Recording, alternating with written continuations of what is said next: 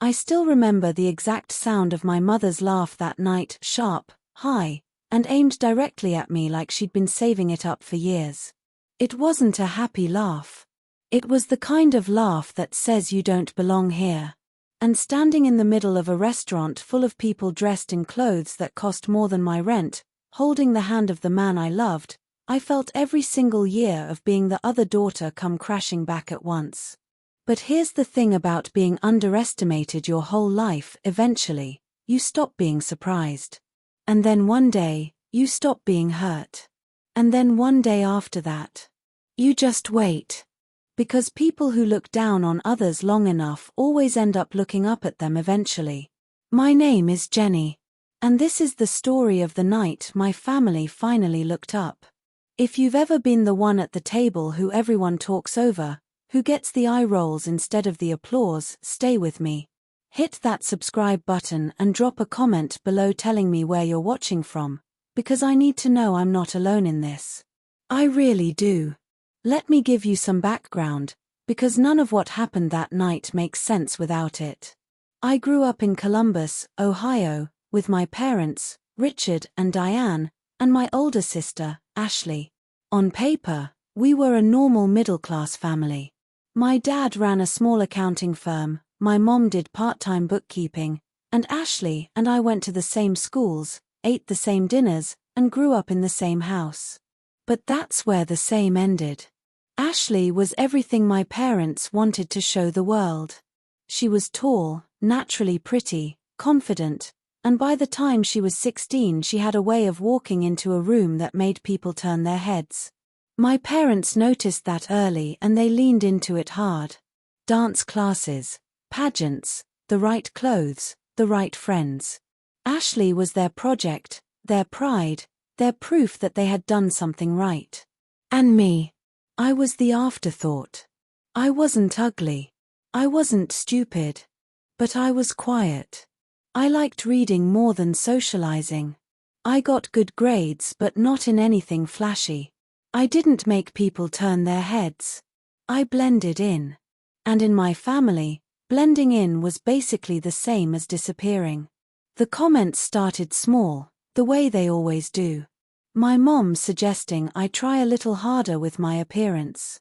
My dad telling Ashley's stories at dinner but forgetting to ask about mine.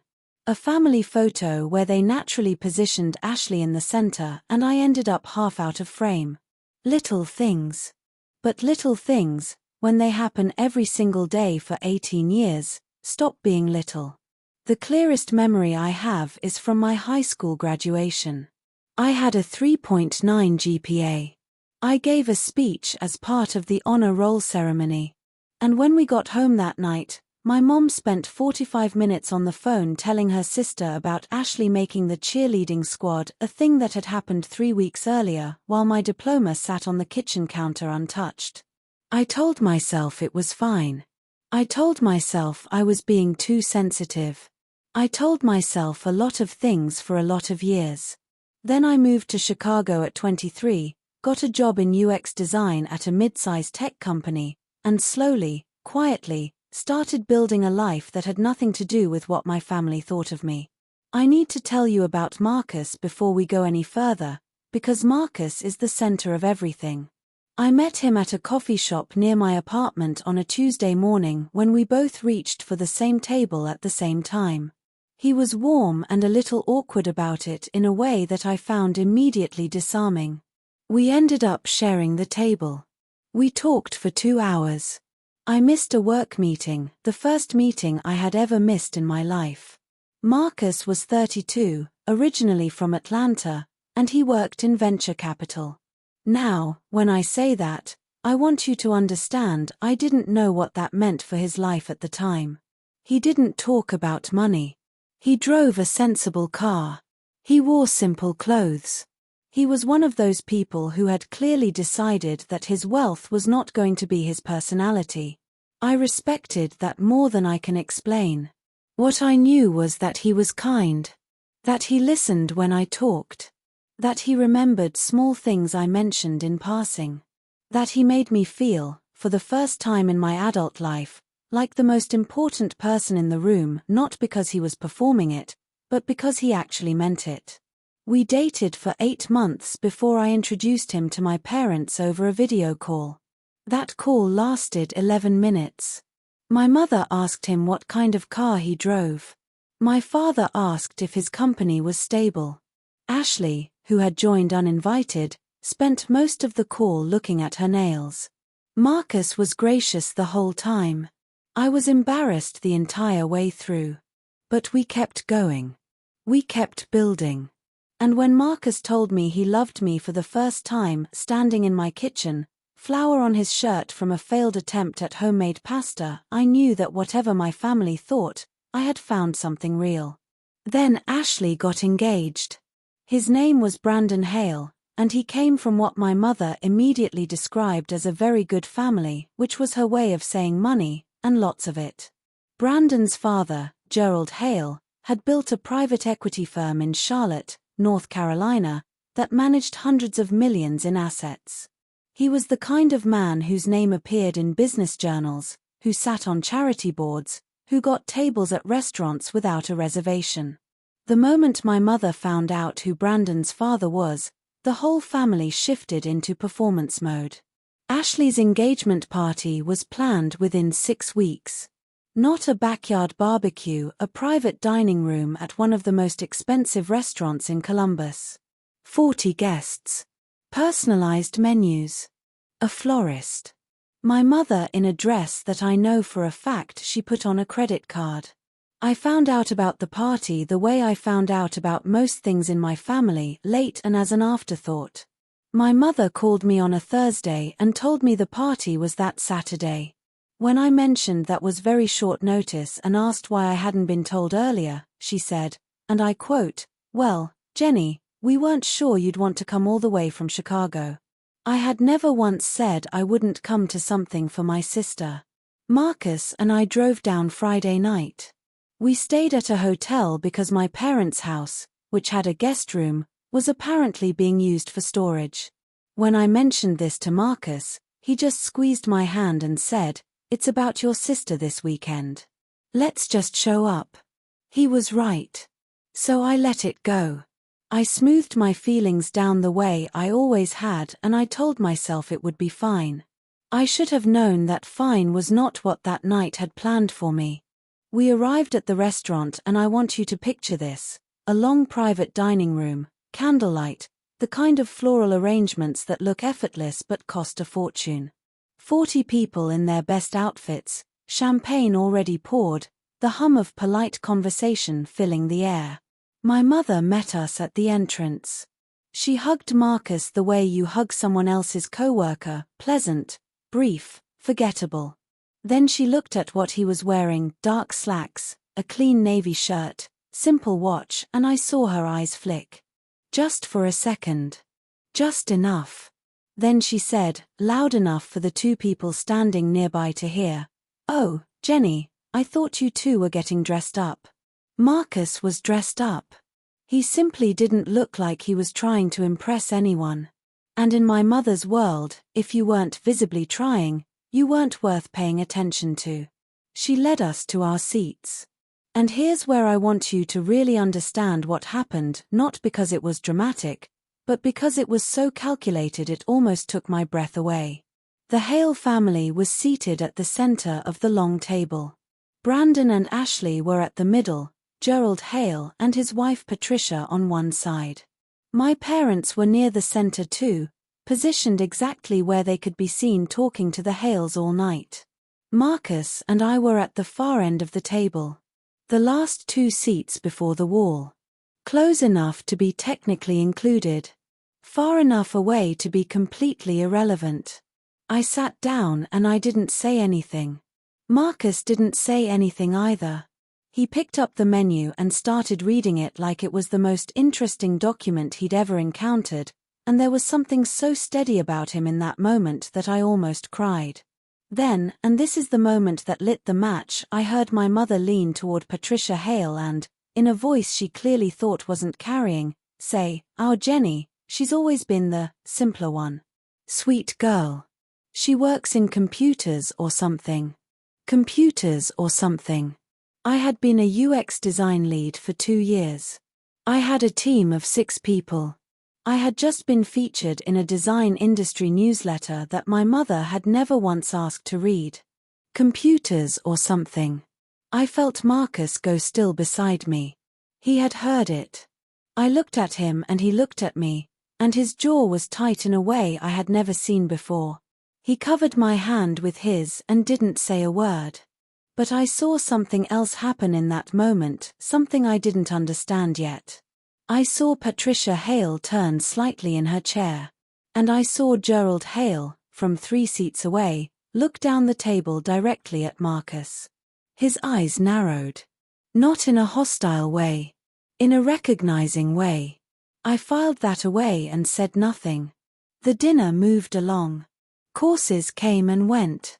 Toasts were made.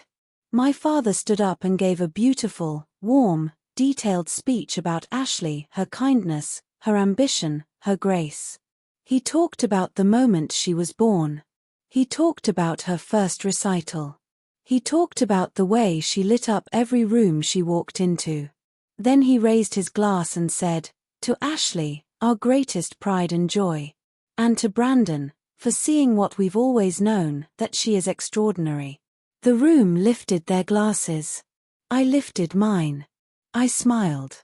And nobody, not my father, not my mother, not Ashley, looked at me. Not once. I don't know what I expected.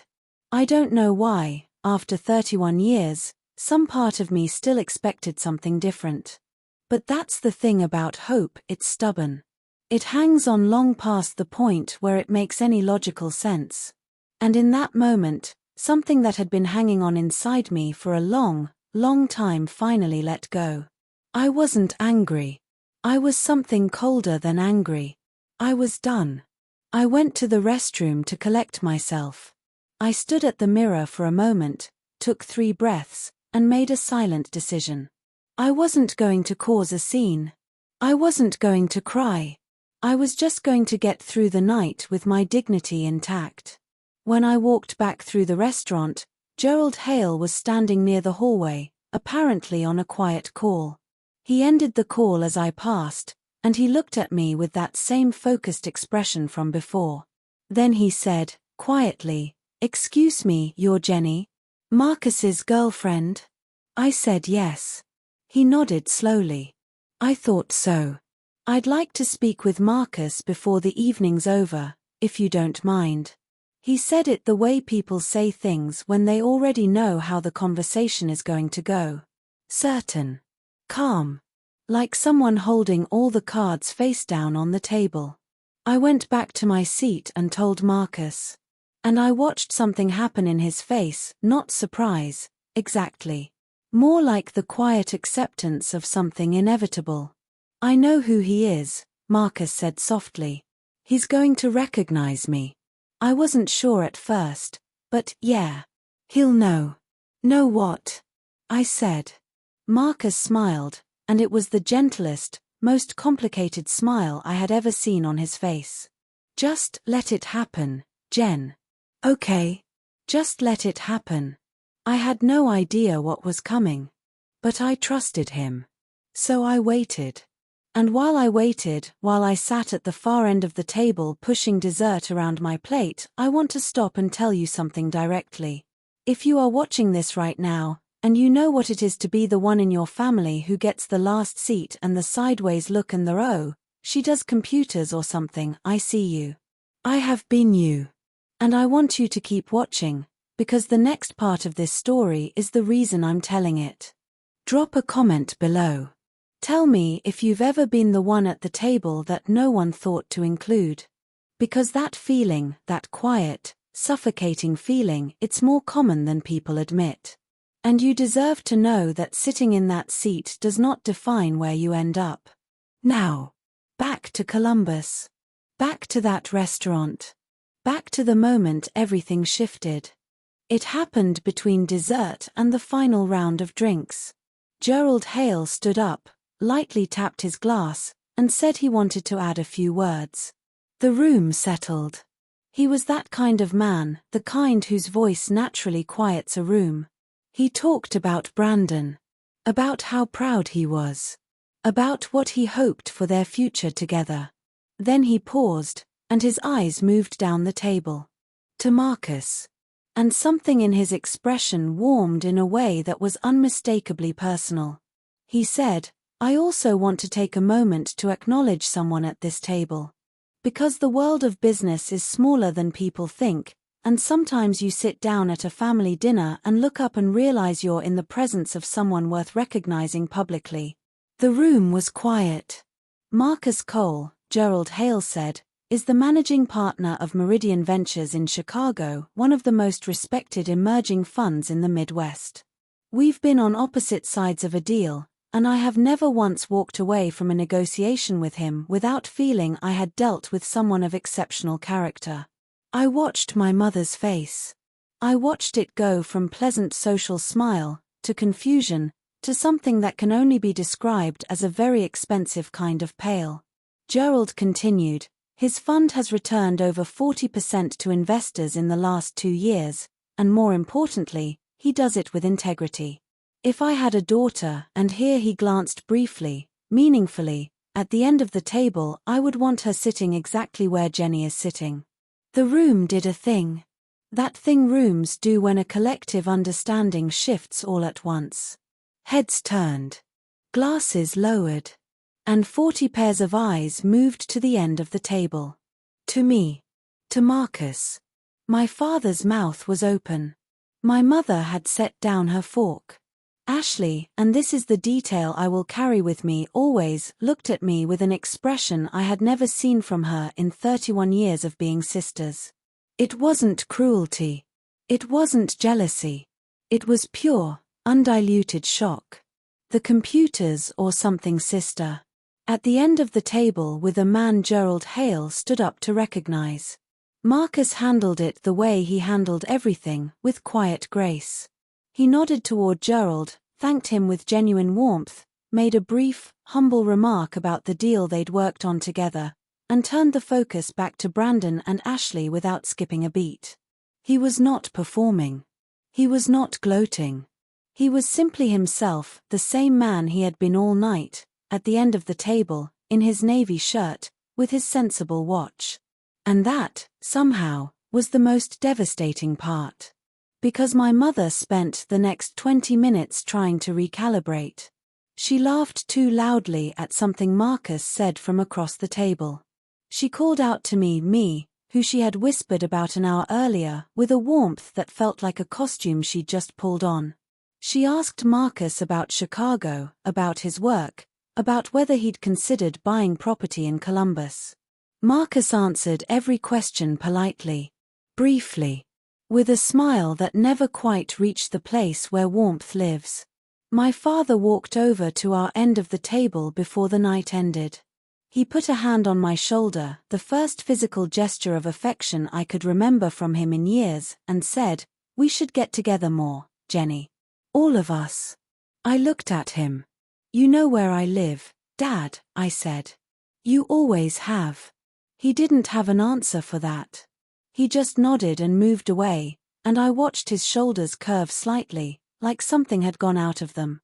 I didn't feel triumphant. I want to be honest about that. I didn't feel like I had one.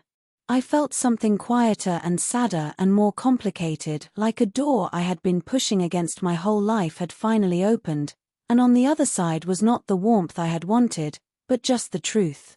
Just the clear, plain truth about how things had been.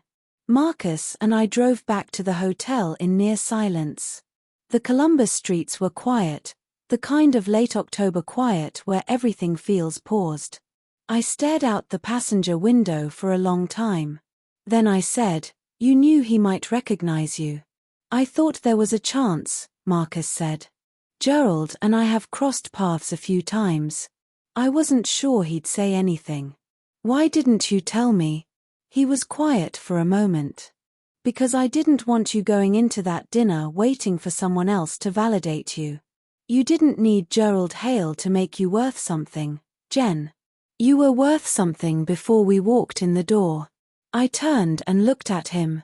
But, he added, and there was something careful and deliberate in his voice, I also wasn't going to stop it from happening. Because sometimes the people who love you need to see clearly. And sometimes the only way that happens is when someone they already respect holds up the mirror. I didn't say anything for a while after that. Then I said, my mom called my job computers or something. And Marcus said, very quietly, I know. I heard her. We sat with that for the rest of the drive. It said everything that needed saying. The text started the next morning. My mother, so wonderful to spend time together, Jenny. Marcus is so impressive. We need to do dinner properly, just us. My father, great night. Really proud of you, sweetheart. Sweetheart. He hadn't called me that since I was 8 years old. Ashley texted too. Her message was different, shorter, less polished, more real. I didn't know. About Marcus. About any of it. I think I've been kind of terrible to you. Can we talk? Of the three, Ashley's was the only one that made me pause. Because my mother's message was about Marcus. My father's was about reflected pride. But Ashley's was about me. She wasn't reaching out because I had something she wanted access to. She was reaching out because she was looking back at years of behavior and seeing it clearly, maybe for the first time. I didn't respond to any of them right away. Marcus and I had a quiet breakfast, drove back to Chicago, and I spent that Sunday afternoon sitting on my couch thinking about what I actually wanted, not what I was supposed to want, not what would make family holidays easier or dinners less tense, but what I actually needed in order to feel okay. The answer was not complicated. It was just hard. I called my mother the following week. I didn't yell. I didn't list grievances. I didn't bring up the engagement party directly, and I did not mention Gerald Hale's speech once. Instead, I said something I had been practicing in my head for years without ever finding the right moment. Mom, I need you to understand that the way you've spoken about me and treated me, not just recently, but for most of my life, has caused real damage. I'm not saying this to hurt you. I'm saying it because I love you, and I'm not willing to keep pretending it didn't happen. If you want a real relationship with me, it starts with this conversation. There was a long silence. Then my mother said something I did not expect.